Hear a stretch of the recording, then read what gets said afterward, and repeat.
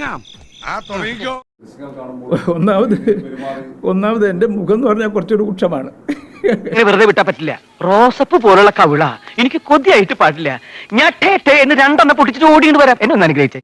അതുകൊണ്ട് ഞാൻ നാച്ചുറലി ഞാൻ ഒരു ഭയങ്കര ഒരു വെപ്രാള കക്ഷിയാണെന്നൊക്കെ തോന്നുന്നു. എൻ്റെ മനസ്സ് അങ്ങനെയല്ല. ഞാൻ എല്ലാവരും ഇഷ്ടപ്പെടുന്നതാണ്. ഷാജി അങ്ങനല്ലല്ലോ പറഞ്ഞത്. പിന്നെ ഞാൻ ജയരാജി അവിടുന്ന് വിളിക്കുന്നുണ്ട്. കാര്യം അതിൽ ജയരാജിക്ക് പോലും എന്നെ വിളിച്ച് സ്റ്റേജിലേക്ക് കയറ്റാൻ തോന്നിയില്ലല്ലോ എന്നൊരു മനസ്സിൻ്റെ വിഷമം എനിക്കുണ്ടായിരുന്നു. നന്നായിട്ടുണ്ട്. അതുകൊണ്ടായിരിക്കണം ചിലപ്പോൾ ആസിഫ് അലി വന്നു. അതുകൊണ്ടായിരിക്കണം കേട്ടോ, തീർച്ചയായിട്ടും. ഞാൻ അല്പം ഡീസന്റ് ആയി പോയതുകൊണ്ട് നിന്നെ പോലെ തറയാവാൻ എന്നെ കൊണ്ട് പറ്റില്ല. എന്നെ പോലെ ഒരു സംഗീത സംവിധാനം അവിടുന്ന് മാറ്റി നിർത്തേണ്ട ആവശ്യമില്ല. അവിടുന്ന് മാറ്റി നിർത്തി കഴിഞ്ഞാൽ കാര്യമില്ല ആർക്കും. ഞാൻ ഓൾറെഡി എസ്റ്റാബ്ലിഷ്ഡ് ആണ്. പിന്നെ തള്ളി തള്ളി വീട് വരെ എത്തിക്കണേ.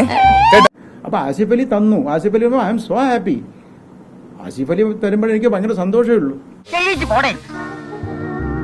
അപ്പൊ ആസിഫ് അലിയുടെ അടുത്ത് വാങ്ങിച്ചു. ഇത് തന്നു കഴിഞ്ഞ പിന്നെ ഞാൻ ജയരാജ് വിളിക്കുമ്പോൾ ആസിഫ് അലി അവിടെ ഇല്ല, പിക്ചറിൽ കാണാനില്ല. അതാണ് പ്രശ്നമായത്. അപ്പൊ കാണുന്നവർക്ക് തോന്നുന്നു ആസിഫ് അലി അവിടുന്ന് ഞാൻ നെഗ്ലക്ട് ചെയ്തു. ഞാൻ ആസിഫ് അലിയെ നെഗ്ലക്ട് ചെയ്തെന്ന് ഞാൻ എന്നല്ലേ തോന്നുന്നു അത് കാണുമ്പോഴേ. അതാണ് സംഭവിച്ചത്. ഇത്രയ്ക്ക് ചീപ്പാണ് ആർട്ടിസ്റ്റ് ബേബി. ഈ മനസ്സിൽ കുഷ്ടം വെച്ചിട്ട് എത്ര ദൈവങ്ങളെ ഫോട്ടോ ഫ്രെയിം ചെയ്തിട്ട് ഒരു കാര്യമില്ല. അയ്യോ പറഞ്ഞോണ്ട് നേരം പോയി അറിഞ്ഞില്ല. ഞാൻ പോട്ടാ. ഞാനും വരുന്നു. ചുമ്മാ വരി.